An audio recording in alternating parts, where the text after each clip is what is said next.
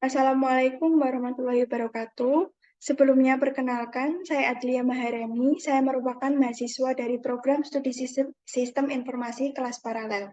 Di sini saya bersama anggota kelompok saya akan menjelaskan tugas kelompok kami yaitu tentang analisis kertas kerja audit sistem informasi pada Universitas XYZ. Sebelum lanjut ke materi, saya akan memperkenalkan anggota kelompok saya. Di antaranya yaitu ada Pak Supriyo dengan NIM 2021-53015, lalu saya sendiri Adelia Marani dengan NIM 2021-53044, selanjutnya ada Mbak Cindy Ariwijaya dengan NIM 2021-53045, dan yang terakhir ada Mas Satrio Pambudi dengan NIM 2021-53170. Untuk menyingkat waktu, materi pertama akan dijelaskan oleh Mas Satrio Pambudi. Kepada Mas Satrio Pambudi, saya persilakan. Baik, terima kasih sebelumnya Mbak Adelia Maharani. Perkenalkan nama saya Sandra Pambudi dengan NIM 2021-53170. Di sini saya akan menjelaskan mengenai kerangka kerja audit sistem informasi. Untuk audit ini kita lakukan di Universitas XYZ. Untuk tema audit sendiri yang pertama yaitu evaluasi efisiensi sistem informasi Direktorat Akademik dan Direktorat Keuangan dan Aset. Untuk subtemanya yaitu penilaian pusat pengembangan sistem dan pusat cybernet. Untuk tujuan kertas kerja yaitu mengevaluasi efisiensi dan efektivitas sistem informasi yang digunakan dalam pusat pengembangan sistem di Direktorat Akademik dan Pusat Cybernet Direktorat Keuangan dan Aset Universitas XYZ. Fungsi kertas kerja yaitu sebagai panduan untuk merencanakan, melaksanakan, dan mengevaluasi audit sistem informasi yang berfokus pada pusat pengembangan sistem di Direktorat Akademik dan Pusat Cybernet Direktorat Keuangan dan Aset Universitas XYZ. Untuk objek audit sistem informasi di sini merupakan sistem informasi yang digunakan di pusat pengembangan sistem di Direktorat Akademik dan Pusat Cybernet Direktorat Keuangan dan Aset Universitas XYZ. Untuk bagian dan struktur organisasi yang akan diaudit di sini yaitu Direktorat Akademik dan Direktorat Keuangan dan Aset Universitas XYZ dengan berfokus pada unit Pusat Pengembangan Sistem atau PPS dan juga unit Pusat Cybernet.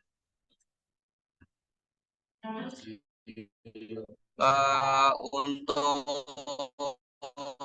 di sini dapat kita lihat bagian yang di titik tebal itu merupakan unit yang kita audit, yaitu berada di Direktorat Akademik dan juga Direktorat Keuangan dan Aset. Selanjutnya untuk metode penelitian audit sistem informasi.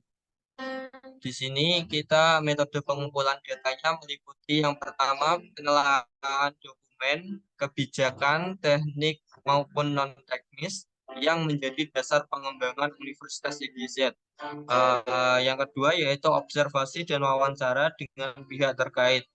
Wawancara dilakukan dengan pihak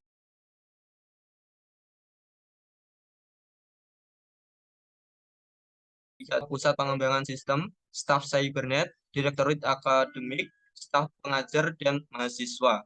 Selanjutnya yaitu analisis basis data dan juga analisa jaringan dari sistem informasi yang kita audit. Untuk penyediaan catatan di sini yang pertama yaitu prosedur audit yang dilakukan. Untuk prosedurnya di sini ada beberapa tahapan yang dilakukan. Yang pertama yaitu tahap perencanaan. Untuk poin yang pertama yaitu dasar audit. Audit ini dilaksanakan berdasarkan penelitian untuk laporan evaluasi manajemen TI di Universitas IGJ.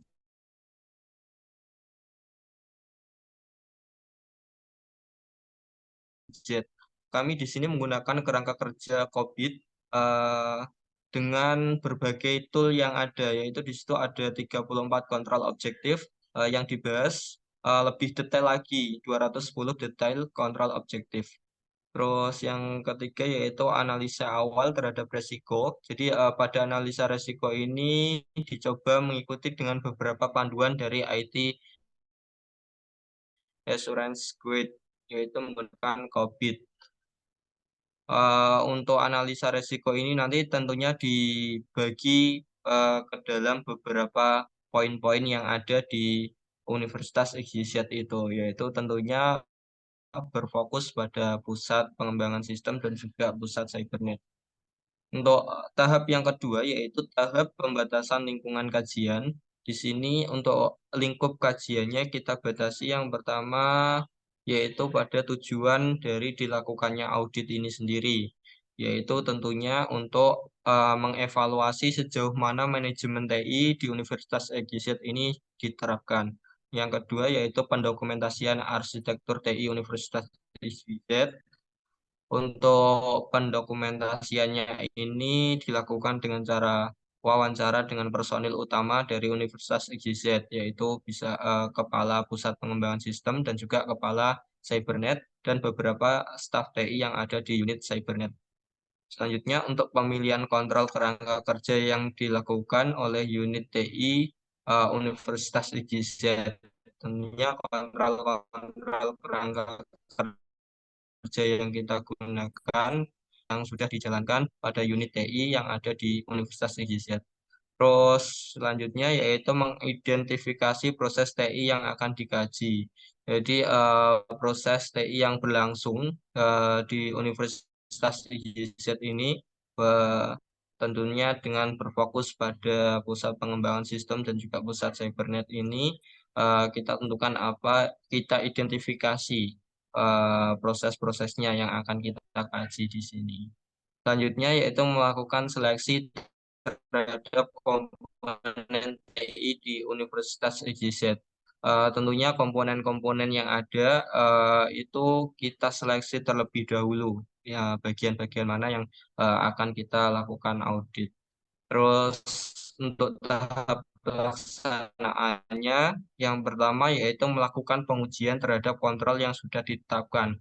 Setelah kita menetapkan kontrolnya, selanjutnya kita lakukan pengujian terhadap kontrol-kontrol tersebut sesuai dengan kerangka kerja COVID yang sudah kita tetapkan. Selanjutnya yaitu melakukan pengujian hasil kontrol objektifnya yang selanjutnya mendokumentasikan akibat dari kelemahan kontrol itu, dan selanjutnya yaitu menyimpulkan laporan dan memberikan rekomendasi kepada pihak terkait di universitas.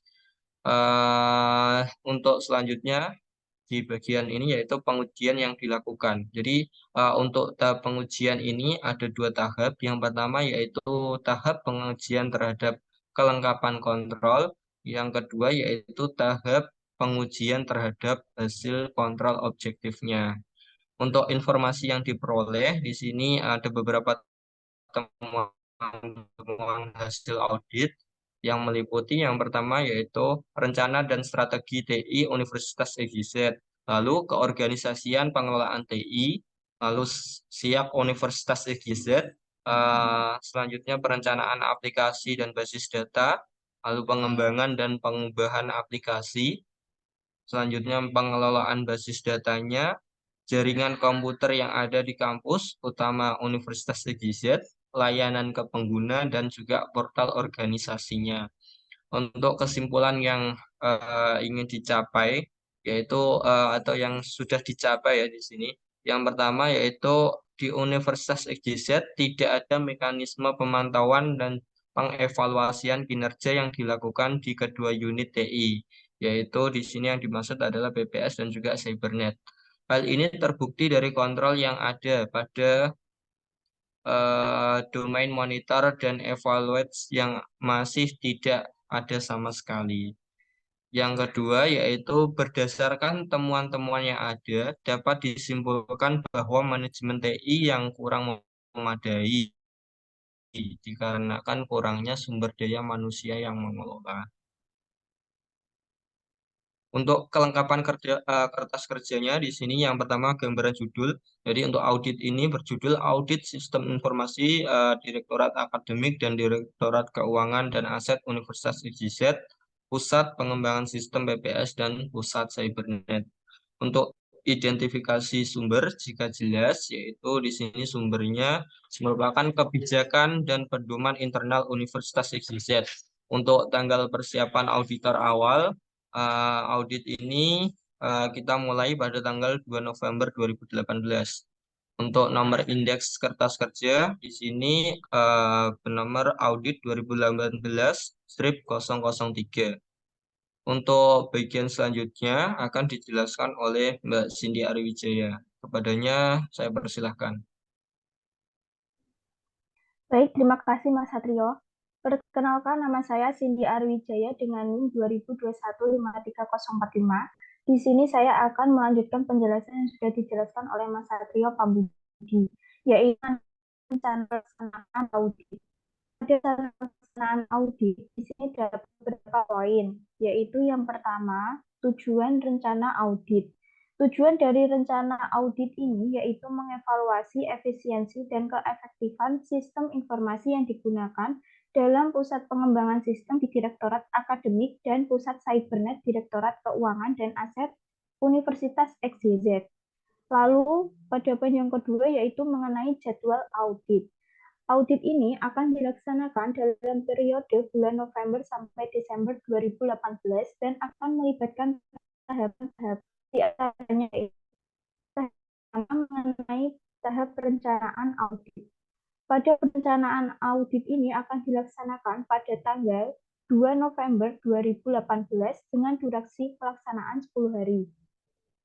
Dalam penentuan rencana audit terdapat beberapa langkah yang akan dilakukan, di antaranya yaitu poin A, memahami visi dan misi dari Universitas XYZ, sasaran, tujuan, dan prosesnya. Poin B, mengidentifikasi kebijakan, standar, pedoman, serta prosedur dari Universitas XYZ. Poin C, selanjutnya yaitu masuk pada tahap kedua mengenai menentukan lingkup audit dan tujuan audit. Pada tahap kedua ini akan dilaksanakan mulai tanggal 12 November 2018 dengan durasi pelaksanaan 10 hari. Adapun langkah-langkah yang harus dilakukan pada tahap kedua ini yaitu diantaranya poin A, menentukan tujuan audit TI. Poin B, melakukan pemilihan kontrol objektif yang akan digunakan untuk menguji keefektifan dari proses TI yang ada. Poin C, mendokumentasikan arsitektur yang ada di Universitas XYZ. Mendefinisikan komponen TI yang ada di Universitas XYZ. Selanjutnya yaitu masuk pada tahap ketiga mengenai tahap pelaksanaan yang akan dilaksanakan mulai tanggal 22 November 2018 dengan durasi pelaksanaan 20 hari. Adapun langkah-langkah yang akan dilakukan pada tahap ketiga ini, diantaranya yaitu poin A, melakukan pengujian terhadap kontrol yang sudah ditetapkan.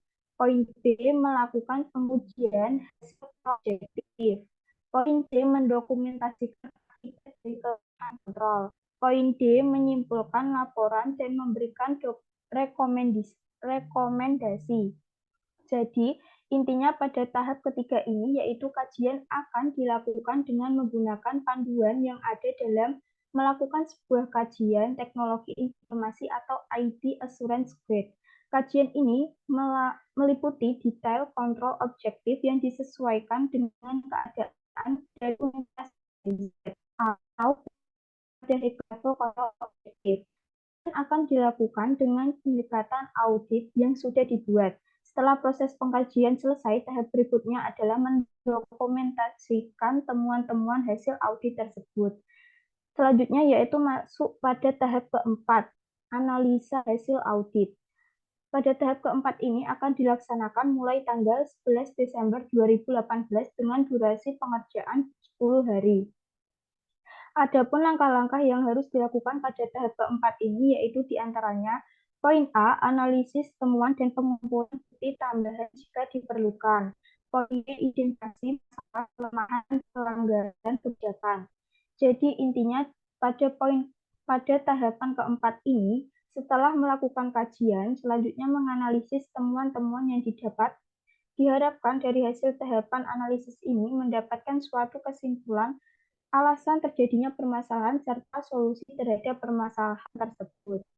Selanjutnya masuk pada tahap kelima, yaitu penyusunan laporan audit.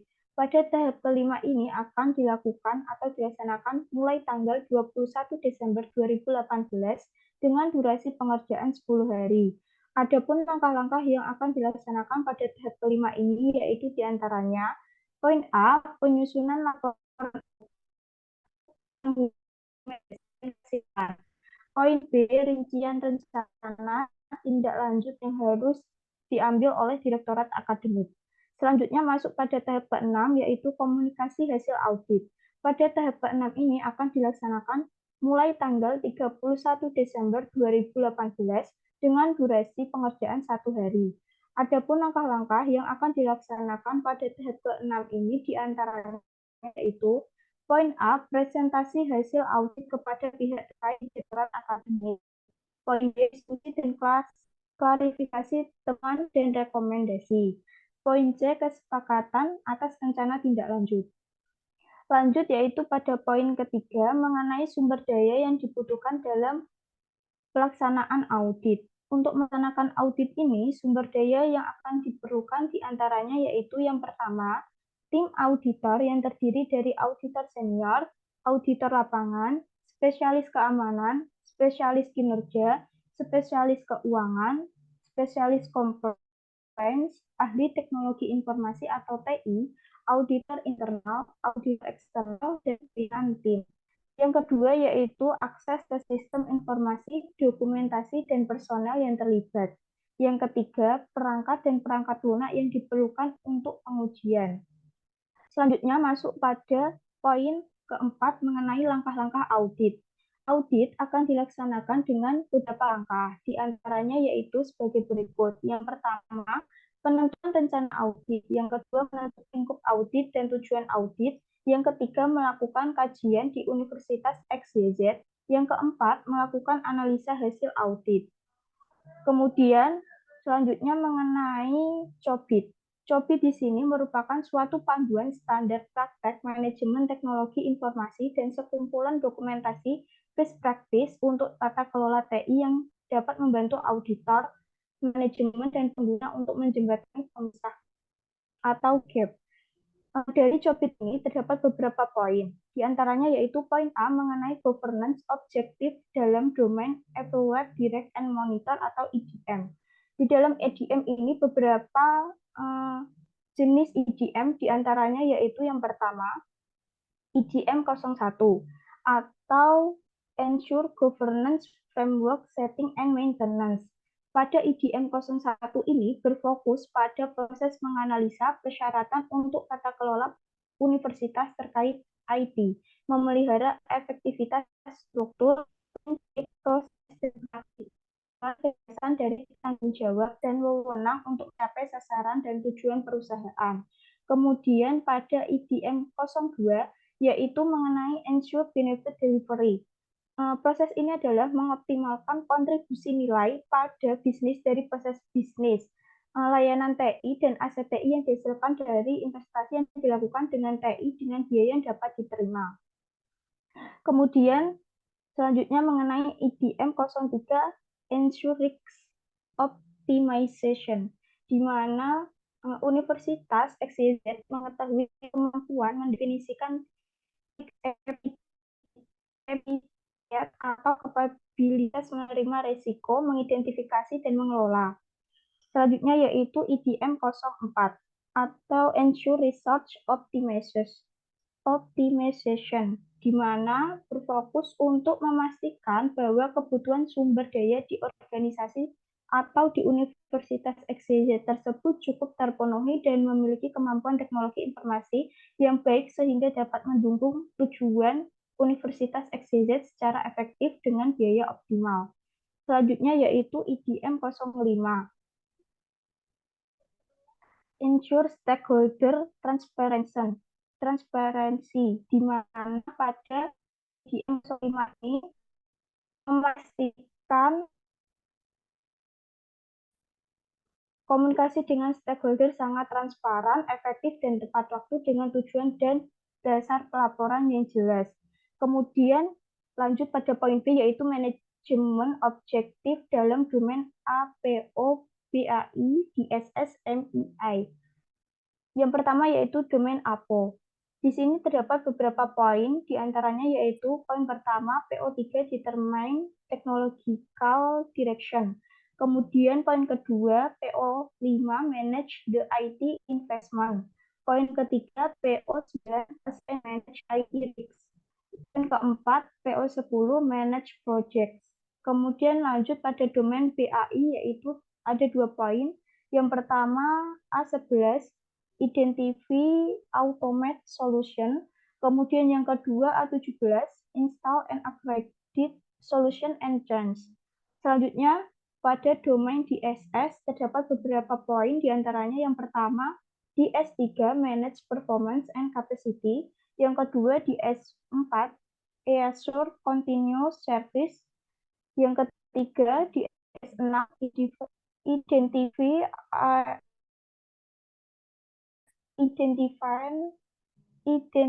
and allocate cost. Kemudian pada poin keempat DS10 Manage Problem, poin kelima DS11 Manage Data, poin keenam DS12 Manage the Physical Environment. Kemudian selanjutnya pada domain MIA, MI1 Monitor and Evaluate IT Performance, yang kedua MI2 Monitor and Evaluate Internal Control, yang ketiga MI3 Ensure Regulatory Compliance, yang keempat Evaluate IT Performance. Baik, untuk materi selanjutnya akan dijelaskan atau dipresentasikan oleh Bapak Supriyo. Kepadanya saya persilakan. Terima kasih Mbak Cindy. Saya Supriyo, NIM 2021-53015.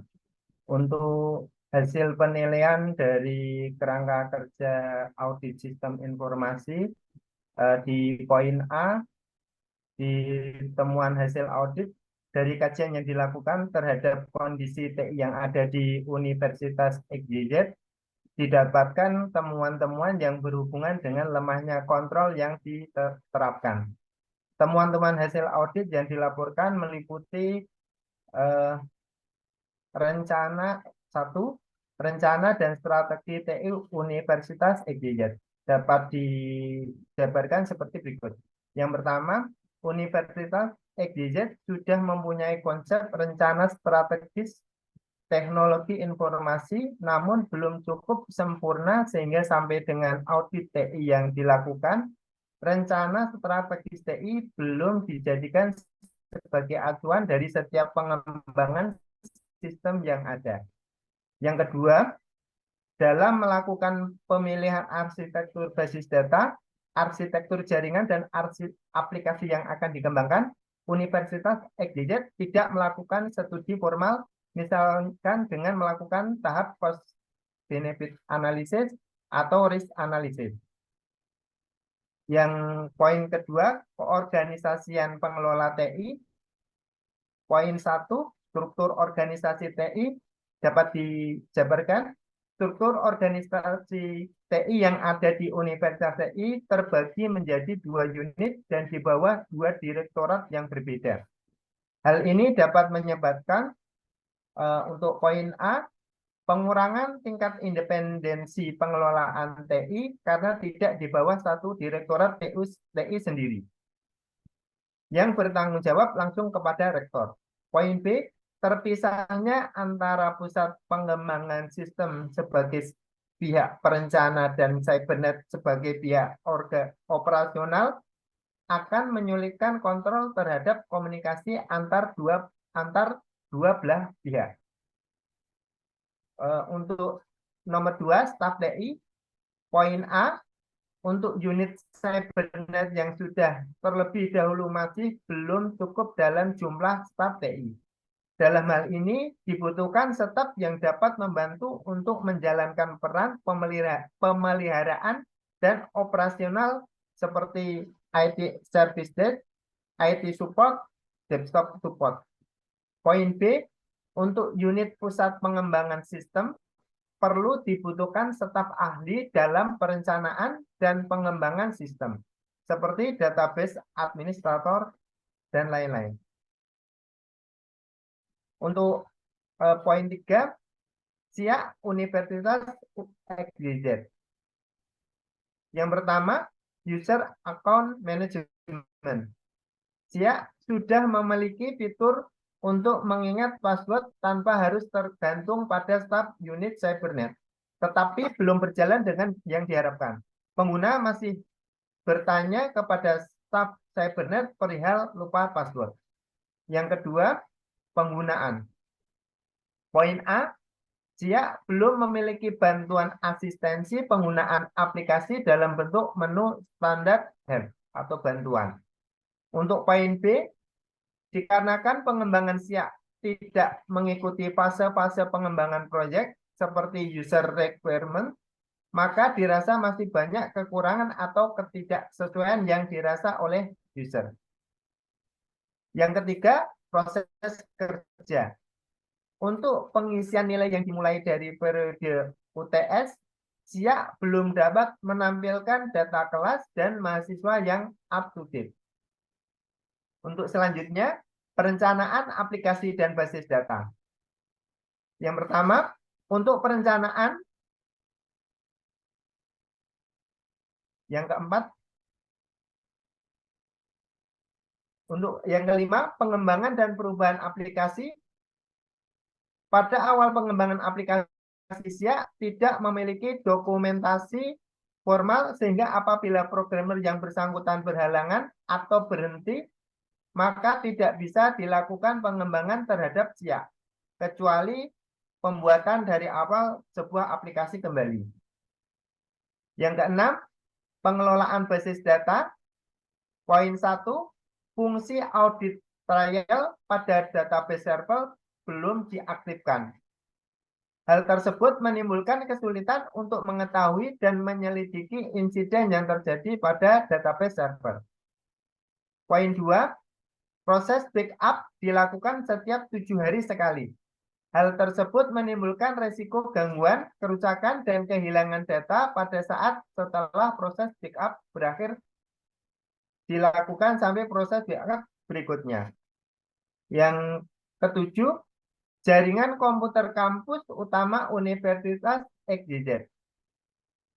Poin 1, pembagian network di Universitas XYZ tidak berdasarkan pada fungsi yang sama, tetapi berdasarkan lokasi tempat device berada.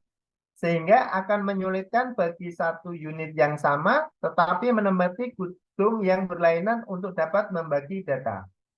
Poin kedua, security.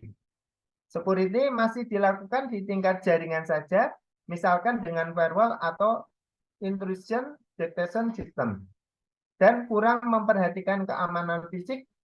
Hal ini dilihat dari pengamanan yang kurang terhadap switch-switch yang ada pada setiap network.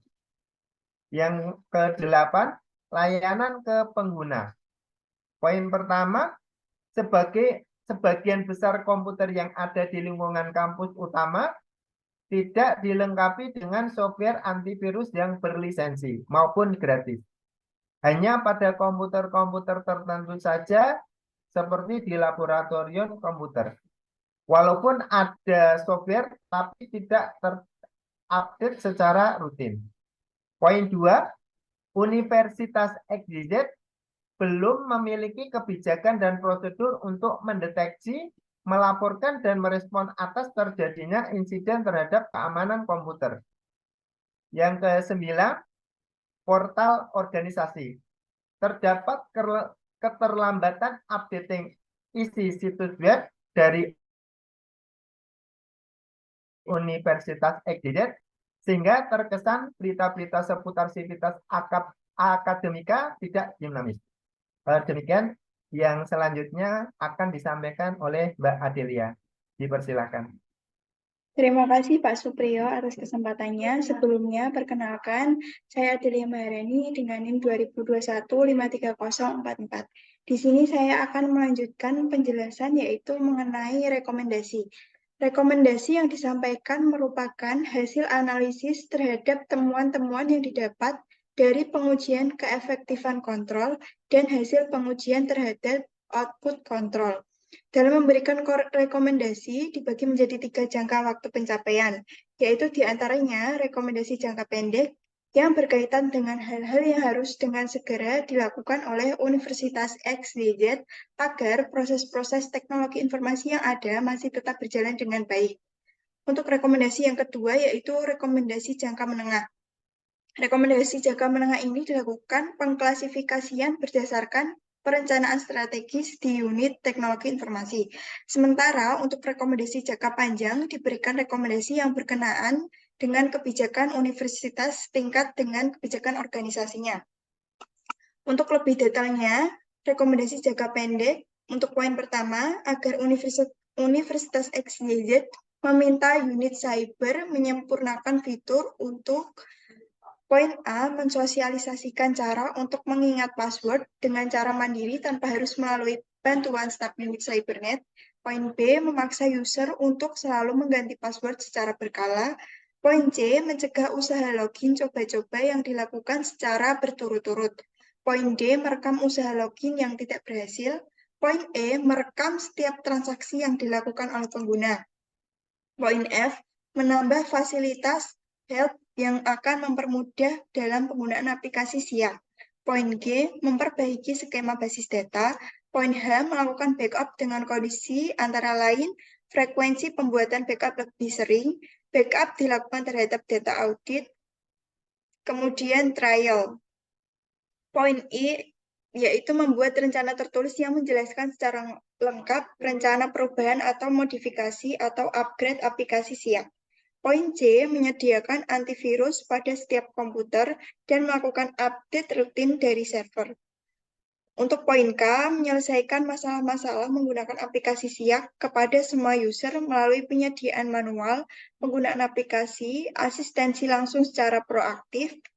Untuk poin L, merencanakan arsitektur jaringan di Universitas XYZ berdasarkan pada fungsi unit, bukan berdasarkan lokasi device dengan menggunakan VLAN.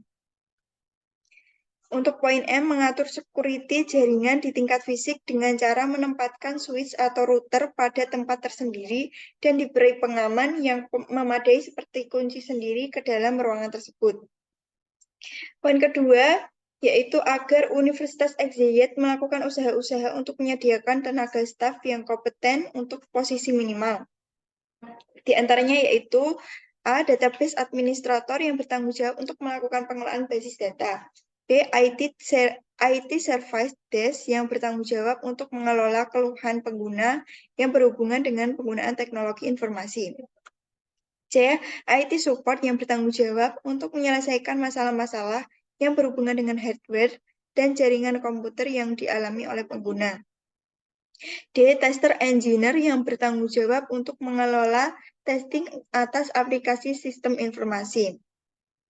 Poin ketiga, agar Universitas XYZ secara bertahap melaksanakan pengembangan dari implementasi kebijakan, prosedur, dan proses kerja yang terkait dengan A, Identify Management, B, User Account Management, C, Backup, Storage, and Retention Management, D, Service, Desk, and Incident Management, E, Problem Management, F, Change Management, G, IT Supplier Management, dan yang terakhir H, IT Security Management.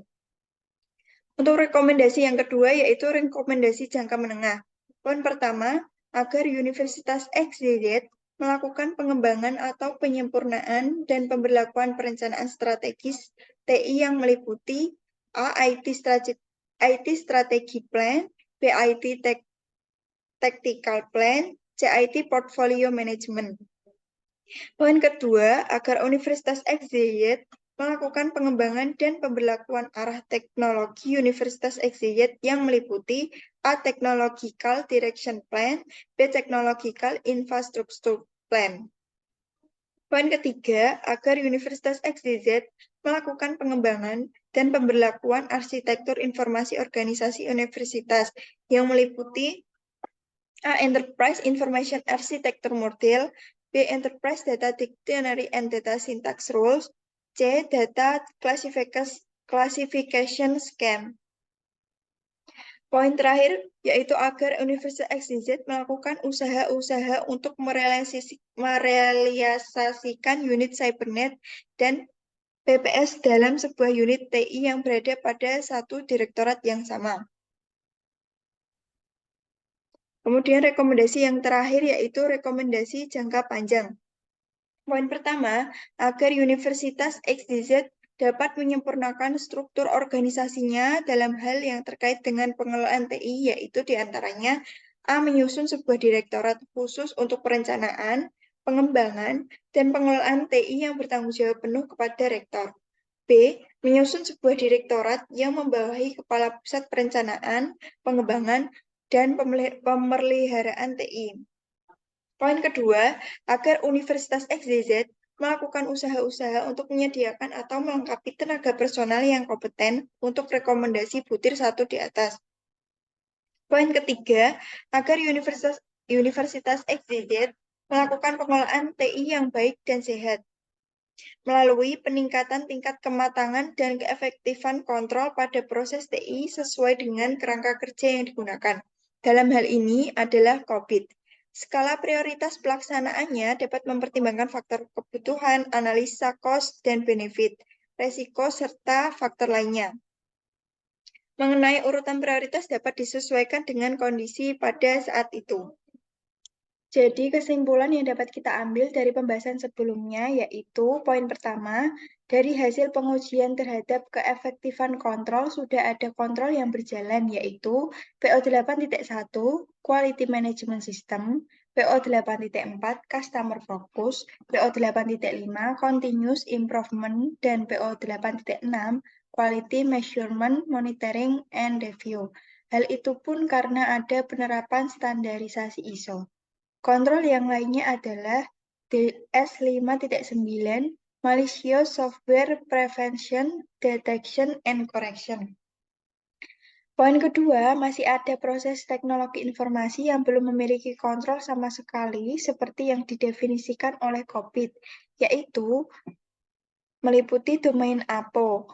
Terdapat PO3 Determine Technological Direction, PO5 Manage the IT Investment, PO9 Assess and Manage IT Risk, PO10 Manage Project. Kemudian dari domain PAI ada A11 Identify Automated Solution, A17 Install and Accredit Solution and Change. Pada domain DSS terdapat DS3 Manage Performance and Capacity, DS4 Ensure Continuous Service, DS6 Identify and Allocate Cost, DS10 Manage Problem, DS11 Manage Data, DS12 Manage the Physical Environment. Pada domain MIA terdapat ME1 Monitor and Evaluate IT Performance, ME3 Ensure Regulatory Compliance, ME4 Provide IT Governance. Sisa dari kontrol yang ada sudah terdapat kontrol yang sesuai dengan kerangka kerja COVID namun masih belum memadai. Pada poin ketiga, di Universitas XYZ tidak ada mekanisme pemantauan dan pengevaluasian kinerja yang dilakukan di kedua unit TI, PPS, dan Cybernet. Hal ini terbukti dari kontrol yang ada pada domain monitor dan evaluasi yang masih tidak ada sama sekali. Poin terakhir, berdasarkan temuan-temuan yang ada, dapat disimpulkan bahwa manajemen teknologi informasi yang kurang memadai dikarenakan kurangnya sumber daya manusia yang mengelola. Demikian penjelasan yang bisa kelompok saya sampaikan. Jika ada salah-salah kata, kami mohon maaf. Saya akhiri. Wassalamualaikum warahmatullahi wabarakatuh.